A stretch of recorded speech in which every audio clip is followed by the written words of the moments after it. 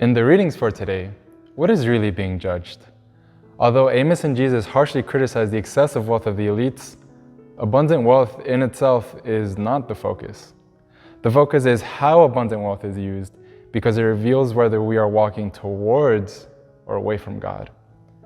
Abundance is a gift, and God shows us that this gift is meant to be shared.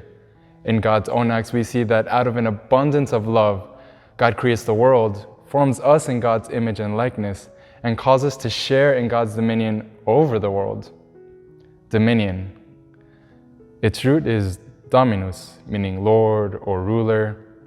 In inviting us to have dominion in the world, God is inviting us to have a relationship with the world as God does. We are made in God's image and likeness. Well then, what are characteristics of God's dominion?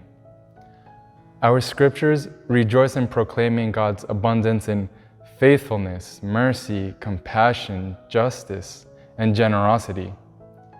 We see this in our psalm with the tenderness that God treats the oppressed, the strangers, the widows, the orphans. God's generosity is most sensitive to the most vulnerable. And we are called to be likewise.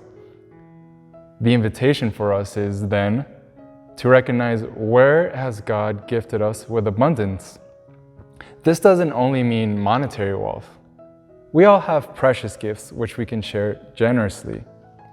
Maybe you are gifted with mercy, compassion, justice, wisdom, counsel, fortitude, faithfulness, peacefulness, and so on. When we share from our abundance with joy and generosity, we share as God. We share as God does. When we pursue this path, we pursue what Paul commands Timothy in pursuing righteousness, faith, love, patience, and gentleness.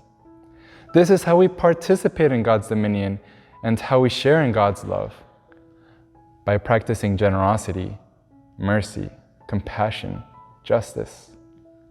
If we desire to live with God in heaven, then we must live like God on earth.